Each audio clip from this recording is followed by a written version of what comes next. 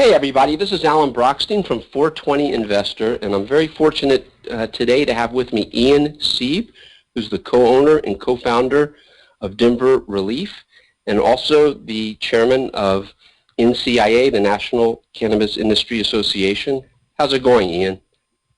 I'm great, Alan. How are you doing today? I'm really doing all right. Looking forward to heading out to Colorado for about a month, so I'm getting excited for that. Of course, excited to meet up with you in person.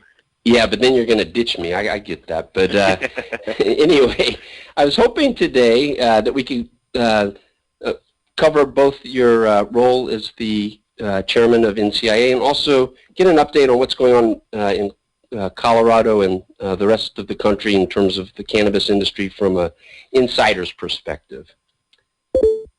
I would be happy to chat with you about those subjects. So let's start with NCIA. You've been chairman for a couple of years, and probably some of our listeners aren't real familiar with the organization. Can you kind of tell us what it means to you and why you've volunteered your time over the last 2 years to be its chairman? Sure. Well, NCIA is the only trade association that on a federal level that deals directly with direct-to-plant operators and those in the ancillary space. There's a lot of trade associations out there that have different missions and values in place, but really nothing that affects the day-to-day operators. Our mission is very simple. It's to promote the growth of a responsible and legitimate cannabis industry and work for a favorable social, economic, and legal environment for that industry in the United States. We are just over, we're almost 5 years old. It formed in late 2010. We have now over 900 member businesses from all over the country. About half of the makeup is from direct-to-plant operators, whether they are retailers, cultivators, infusers, or extractors. And the other half is made up of ancillary service providers, such as packaging providers, lawyers, insurance providers, you name it, as long as they support the industry. Construction companies, electricians, all over the board. I was going to throw in there plus companies like 420 Investor. And 420 Investor, of course. Pardon me for not mentioning you. That's all right. I was just kidding. But I think it's a great organization. I joined 2 years ago. It was the best advice my friend Rob Hunt ever gave me. Although he gave me some other good advice as well. So I've been obviously very impressed with NCIA. And one of the things that happened this year was that they put out a white paper on 280E, which is just one of the worst things I've ever seen out of our federal government. Can you give us a big picture on what 280E is and why NCIA went after it with this white paper and what else it's doing about it? Sure. Essentially, 280E was a tax provision that was created in the late 80s to address the fact that some convicted cocaine traffickers were making standard deductions on their taxes to account for their helicopters and their mansions and their weapons. And so the Internal Revenue Service enacted what is referred to as 280E, which is a tax code that essentially penalizes people involved in our business, even though we are state-regulated businesses, for participating in drug trafficking. And therefore, we are unable to make regular tax deductions, such as payroll, marketing, advertising, anything aside from the cost of goods sold, the cost to actually produce the cannabis. We are not able to make standard deductions. And so it was actually a couple years ago, not this past year, but around September of 2013, we teamed up with Grover Norquist from Americans for Tax Reform to release a white paper about the legal cannabis dispensary industry and taxation, and how it's basically a textbook case of punishing law-abiding businesses through the tax code. And it called for reform of the IRS tax code 280E, which again forces us to pay taxes on gross receipts rather than income, just like all other small businesses.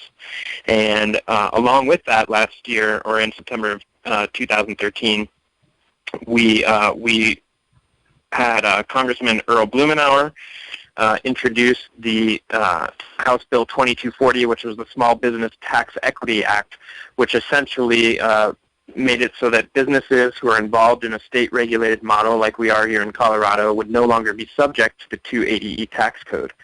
Unfortunately, it didn't pass, and it's something that we still deal with today, which is, quite honestly, just taking money straight out of the bank accounts of legal operating businesses and giving it to the government. The bank account in Colorado. That's kind of ironic, right? The bank accounts. For those who have bank accounts, and you bring up a good point, Alan. Yeah, a lot of people don't have bank accounts, and so they're forced to pay their taxes and their penalties in cash. There was a real interesting lawsuit that took place here only recently about a company that was having to pay. You know, if you don't make your tax payments through EFTPS, through an electronic transfer, you actually get penalized, and you have to pay more as a result of paying cash. And so for the companies that don't have bank accounts, which we can speak about here in a few minutes, they're actually penalized for paying their taxes, paying their 280E taxes, and then on top of it, because the federal government won't allow them to have a bank account, they get penalized for that as well. But I was speaking for the people that do have bank accounts and the fact that, you know, your taxes are paid electronically. I would like to mention, for what it's worth, in Colorado, Colorado voters and Colorado legislators are fairly sensible when it comes to dealing with cannabis and dealing with taxes. And here in Colorado, there's actually been a law enacted that separates what we do for 280E in Colorado and what we do for 280E on the federal level. And we are no longer subject to 280E taxes at the state level. That's awesome. And so, in case people don't quite understand this, I'm going to post a link to the white paper that NCIA put out, and I'll give a real easy summary. If you're in the cannabis business, you can pay marginal federal income tax rates of over 70%. I mean, I don't even think it's that bad in communist countries, for crying out loud. And in one or two specific cases, I don't have the information in front of me, but in one or two specific cases, it's even greater than that. Wow. So I want to cover one more question about NCIA. I noticed that in this last election, I thought it was a little bit of a change, but you tell me. It seems like there were more people from outside of Colorado that were elected as directors. Was that right, or is that just random? You know, I think it speaks to, I don't know exactly. I know that we elected 11 new board members. I don't know where everybody is from. I know that there was a number of people from Washington, a number of people from California. I'm not sure. I know some people ran on the East Coast. I don't recall where everybody's from, but it speaks to the fact that this industry is growing, and it's not just Colorado and California anymore, as it was 6 years ago when it comes to the regulated. You know, California is still not regulated at a state level, but right. When it comes to cannabis businesses, traditionally California started it. Colorado was the second state to have any sort of dispensaries. And so as this industry continues to grow, it's only natural that leaders will emerge from other states. There's a lot of really smart people that are involved in this industry. A lot of people have played a large role, whether it's speaking to their local legislators and going before city council, or going to their state house, or even coming with us to lobby for lobby days on the national or the federal level. We have certainly seen more leaders emerge in this industry, and we'll continue to see that. And you know, there may come a day when we only have 1 or 2 board members from Colorado and 1 or 2 board members from California, and that the rest of the board is made up from a diverse number of individuals from states all over the country. That sounds good, and kudos to your firm for having 2 of the directors currently serving, because Kayvon was just elected. Right, and we actually are on it. We represent 2 different companies. I represent Denver Relief Consulting, and Kayvon represents Denver Relief currently. I see. And it's because both of our companies have been sustaining members, which is the highest level of membership since the beginning of NCIA. No one company has 2 board members, so we are there as a result of being active, really, both on the dispensary side and the consulting side for a number of years. Right. And I think probably our listeners, this is a good time to really talk about Denver Relief and the consulting business, so you can explain kind of how that works. You just gave a great intro to it, but you guys have a single dispensary I visited it in April. Enjoyed seeing you there. And unlike a lot of the dispensaries, especially with the new law, you guys are vertically integrated. You grow everything that you sell, at least in flower form. Is that right? That's correct. That's correct. There's still a number of vertically integrated businesses. So to step back, yes, I'm one of the co-founders and co-owners of Denver Relief, which we believe is the longest continuously running center in all of Denver and the second oldest in the state of Colorado. We started in May of 2009. And that was prior to state regulations being enacted. They came about in the middle of 2010. So at the time that state regulations were enacted, one of the things that they required was vertical integration. If you owned a retail facility, you had to have a cultivation facility. If you have a cultivation facility, you had to have a retail facility. And under that vertical integration, the law states that you must retail at least 70% of the cannabis that you cultivate in your cultivation facility. And likewise, on the cultivation side, you are not allowed to wholesale more than 30% of the cannabis that you cultivate, be that to other medical marijuana centers or to infused product manufacturers. I'm sorry. Go ahead. No, sorry. go ahead.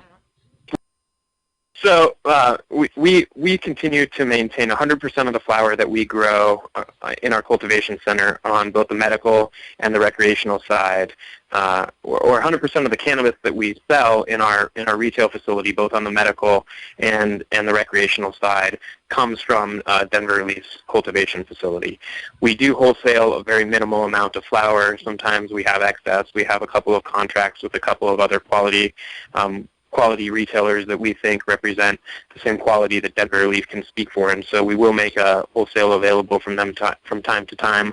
But primarily, we use everything in our own facility, and anything that we don't use, we transfer over to our infused product manufacturer that we own, which is located in the same facility as the optional premises cultivation or our cultivation facility, and use it for our infused products company, which you're only just starting to hear about. That's called DRX.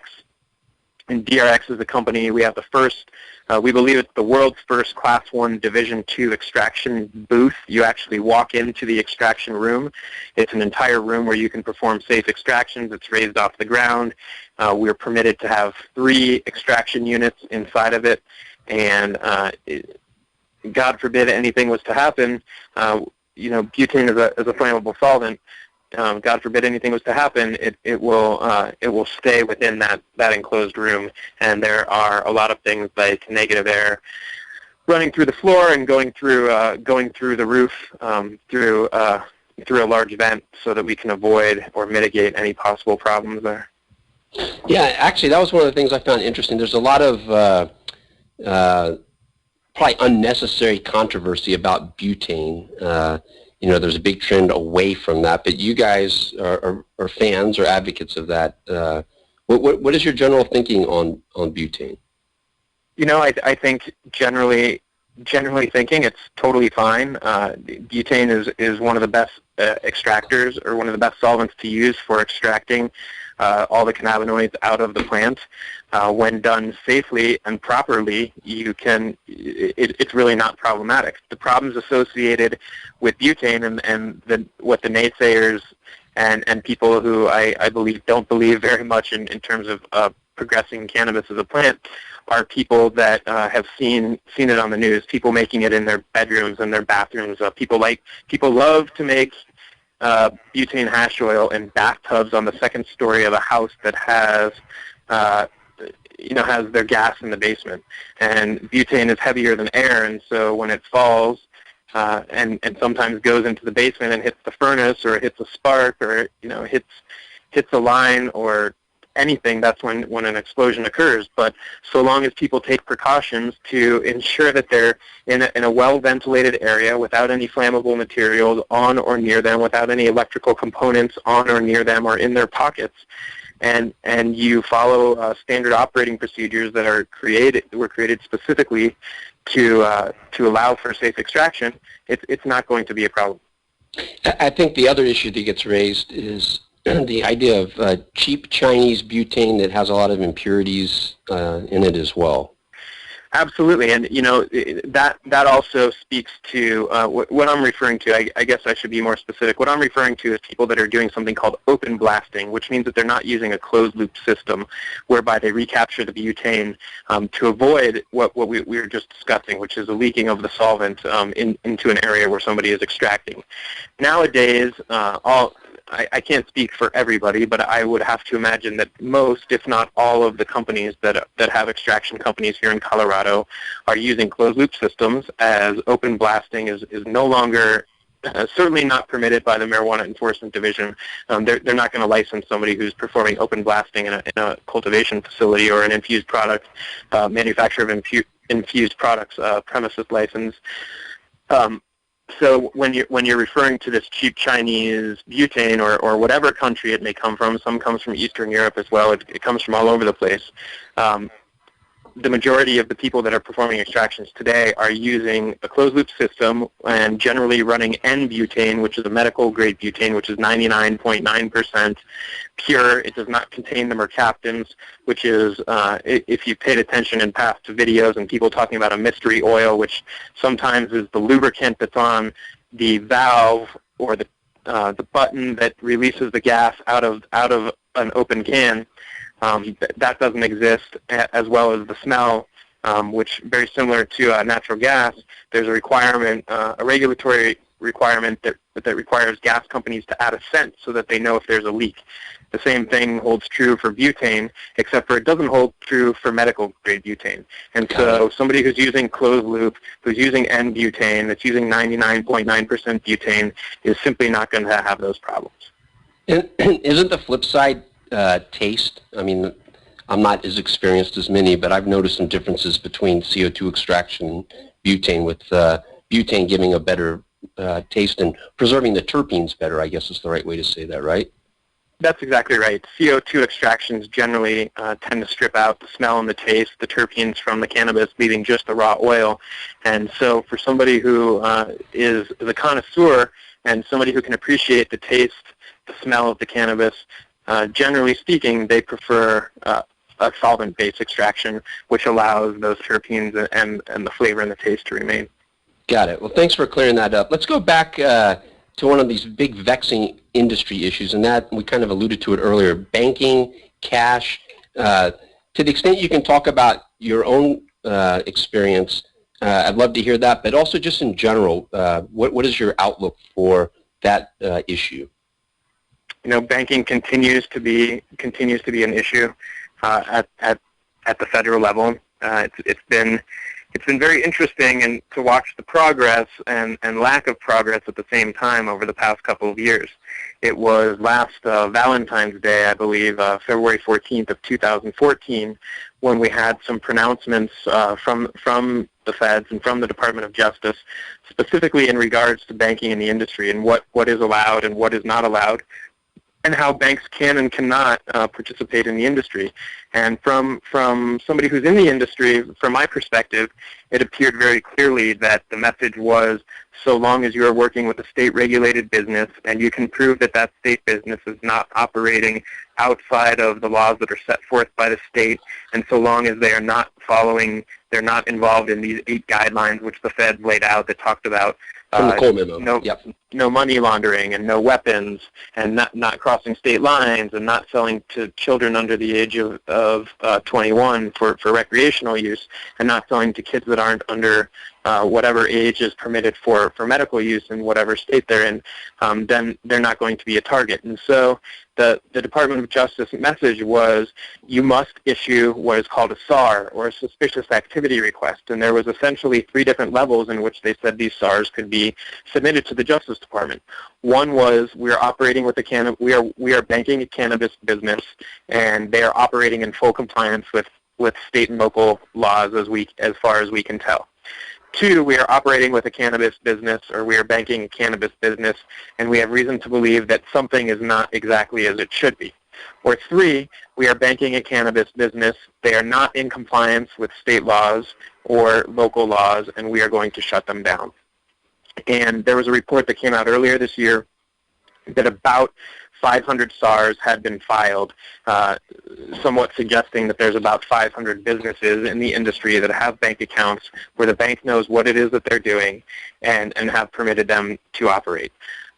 We certainly feel that it's a frustration to the industry, we being, I think, speaking as a whole for the industry, and as far as NCIA and Denver Relief certainly, that banking is a necessary thing for any and all industry. How does one expect to pay payroll? How does one expect to deal with large amounts of cash that are coming through doors every day? You know, it's a public safety issue.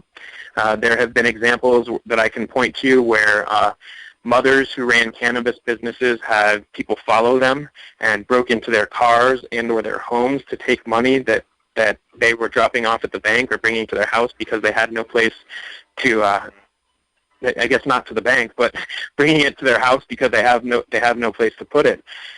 It's a serious, scary issue, and you know, similar to taxes, we want to be treated like any other industry, and banking is certainly one of the key pieces of any functioning business. It's part of the CARES Act. I know it's obviously getting some attention, but it's just insane. And I mean, do you have a positive outlook at all? I mean, from my perspective, I've seen like M-Bank, which was operating in Oregon, tried to come into Colorado, gave up. Then they ended up giving up in Oregon. First Security was going to open the doors in Nevada. They quit. So I kind of feel like we're not making progress. Well, I think that there's some other things that are at play here, and what is possibly at play. This is just my own opinion now, and so I'm not speaking on behalf of anybody else. But in my opinion, I feel that banks who tend to announce themselves publicly are the fastest ones to get shut down. Mm-hmm. We've had a number of different bank accounts over the years been shut down by some major players, but currently operating with a bank and a bank account, the bank knows what we do. We have compliance officers that have come into our facility and examined everything and completed similar inspections to what the state does, to know that we are in unambiguous compliance with state law and that we're not cutting corners, we're not setting up other accounts that don't have our business name on it. And I think if you're for these, it's somewhat a test basis from the federal level where they've allowed a few banks to bank these businesses with no problems, and have in some cases allowed them to take on more accounts.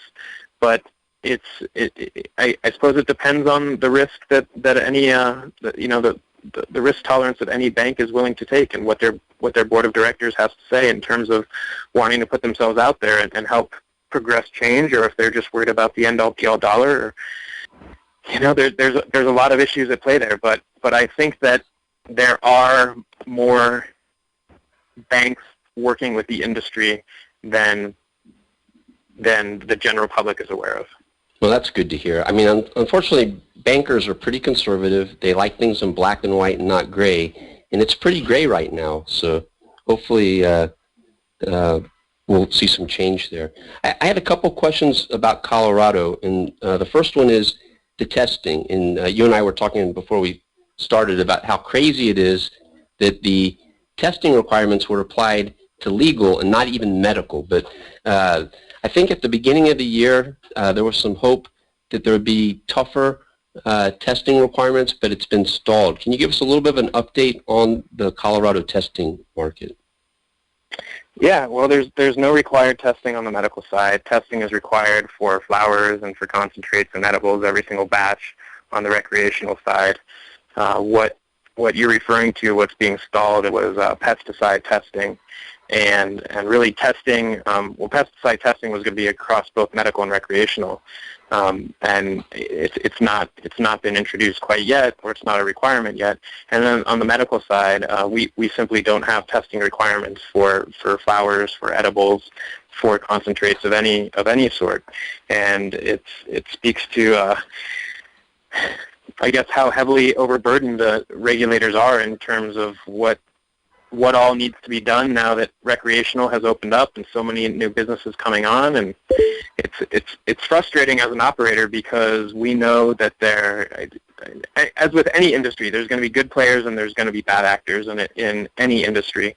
And for those who play by the rules and who have clean product, who maintain a consistent THC level in their products across harvest, or relatively consistent, it's a little bit frustrating and disappointing that these regulations have not yet been enacted. I think obviously the companies, the test companies themselves and the laboratories obviously have a vested interest in seeing medical take shape and testing from that point, from a revenue standpoint, in addition to a safety issue.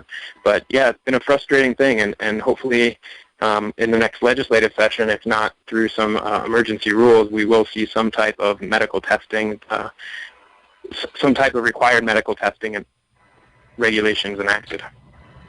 Okay, and then the other area I wanted to touch on is just prices in general, and there's been some concern about, especially since they split up that vertical integration requirement, that prices could be under pressure. Are you seeing any, or do you have a view on what the likely outlook would be for prices in Colorado? Prices have decreased dramatically since vertical integration ended in October of last year, and it was a mixed blessing. It's good because not all retailers are good cultivators, and not all cultivators are good retailers. What happened though on the recreational side, medical is still vertically integrated, but what happened on the cultivation or on the recreational side is that a lot of people who have no retail businesses set up these incredibly large cultivation facilities. Some of them pump out pretty poor product, as evidenced by recent seizures with the Denver Department of Environmental Health and Department of Agriculture. But what has happened is that there has been a dramatic increase in the supply and not a dramatic increase in the demand. Certainly demand has gone up now that we have recreational, but there is a concern that there is more supply than demand, and then what do people end up doing with that? Currently, I think that we're still okay, but it may get to a point where there is so many warehouses and not enough people to sell it to, and it will be interesting at that point see how low prices do go. But we've seen prices on the recreational side for ounces going from as high as a little over $400 to I've seen them as low as $89, $99 during 420 sales. Right. And so there is a huge bell curve, if you will, in terms of what the price is for an average gram or an average ounce, and it's continuing to shift downward. Yeah, it'll be interesting because I know a lot of greenhouses are going to be coming online as well. Well, that pretty much covers the update for Colorado. I had one last thing I wanted to talk about, and that is not only do you wear the hats of being the chairman of NCIA's board and co-owner, co-founder of Denver Relief Consulting, but you're also a director of Mass Roots, right? Yes, I am on the board of directors of Mass Roots. So I'm curious. I know a lot of our listeners are intrigued with that story. For those that aren't familiar with Mass Roots, some people call it an Instagram or Facebook, but I don't think that's the right way to describe it. But it's a social network that really allows people to connect without using Facebook or these other social networks where stigma issues might impact them. And so I'm just curious from your perspective, when did you get involved with Mass Roots? I met Mass Roots probably 3 or 4 months after they started it. Got it. So you've been there pretty much since the beginning then. And so just I've had a relationship with Isaac and Tyler since pretty early on, yes. So just from your perspective as an industry insider who knows the way the business works, and I know you can't say anything that's confidential, but how do you see Mass Roots ultimately monetizing and the value that they're going to create? Can you talk a little bit about that? So yeah, you said it best, Alan, when you said that it is an Instagram for cannabis, and I would say, as you said, it's not so much Facebook, but Instagram for cannabis is right on with the way that we would describe it. And what Mass Roots is an opportunity for people to share images and or thoughts, primarily images, but there's one recurring theme amongst all of those images as opposed to Instagram, which is everything.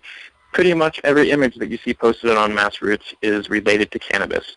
And so Massroots is a semi-anonymous site, meaning that people don't, unlike Facebook, where people have your first name and your last name and know where you are, Massroots is not that.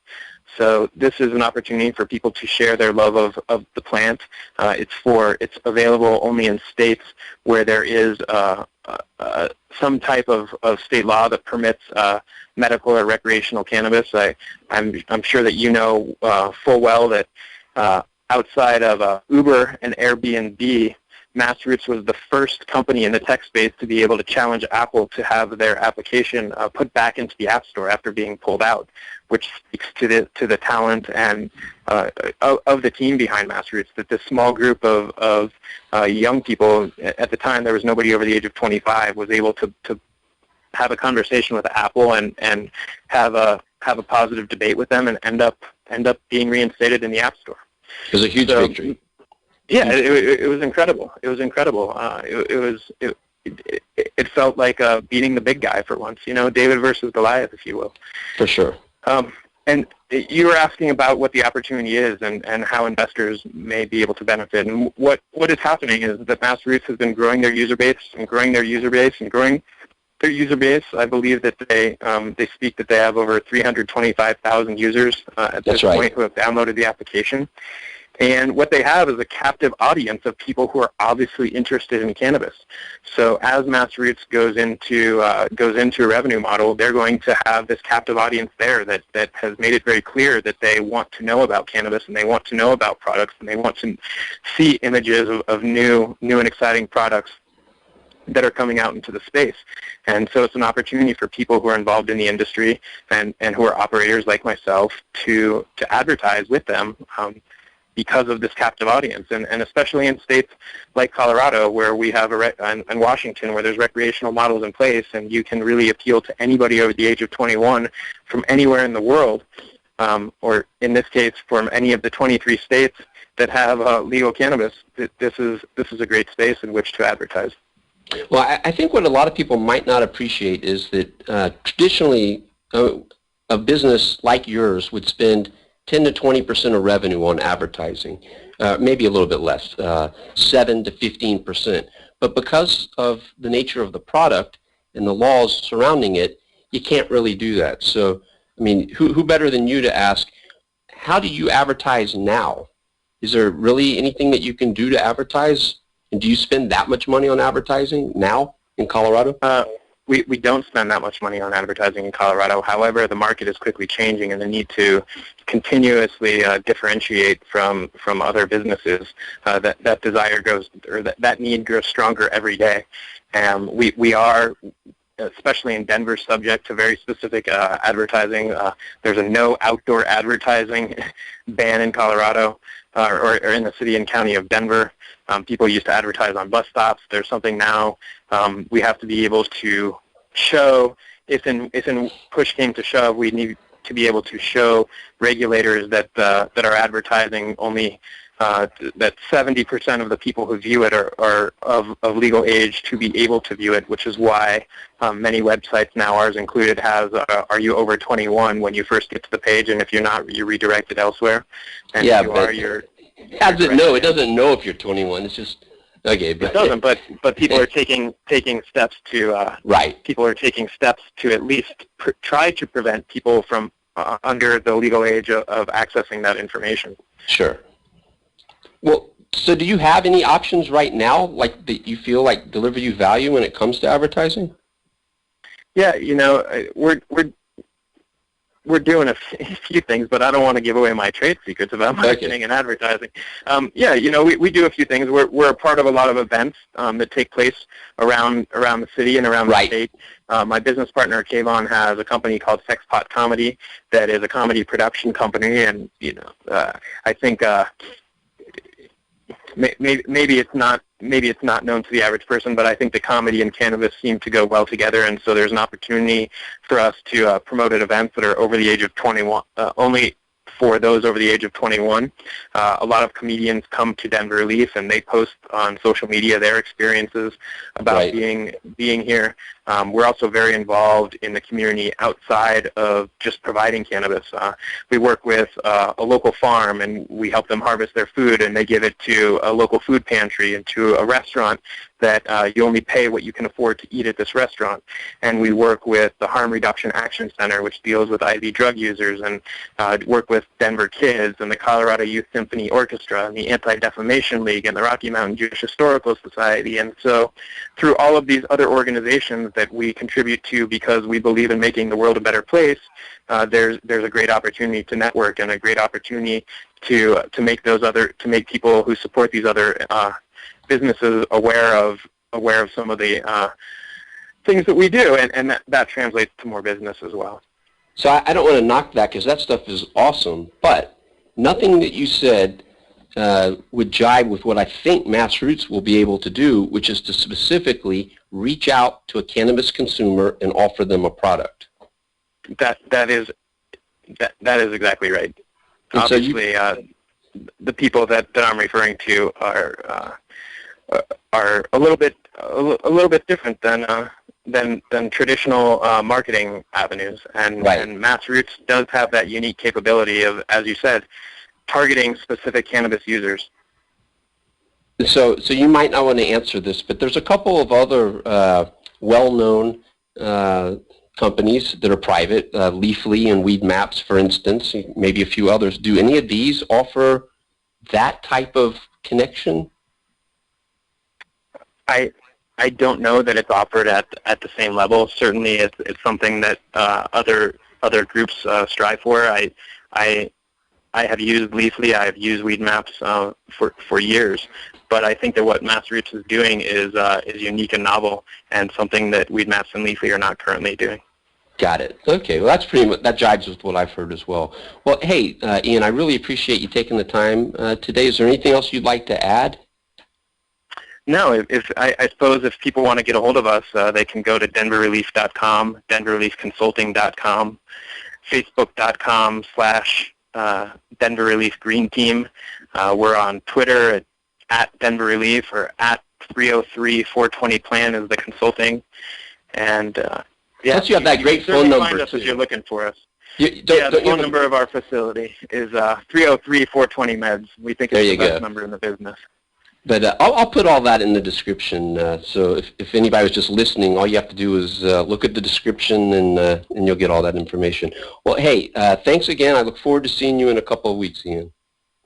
Thank you very much for having me, Alan. It was a pleasure to chat with you, and I also look forward to seeing you here in a couple of weeks. I won't just give you 3 to 5 minutes and boot you. I don't know what that was about, but that's not true.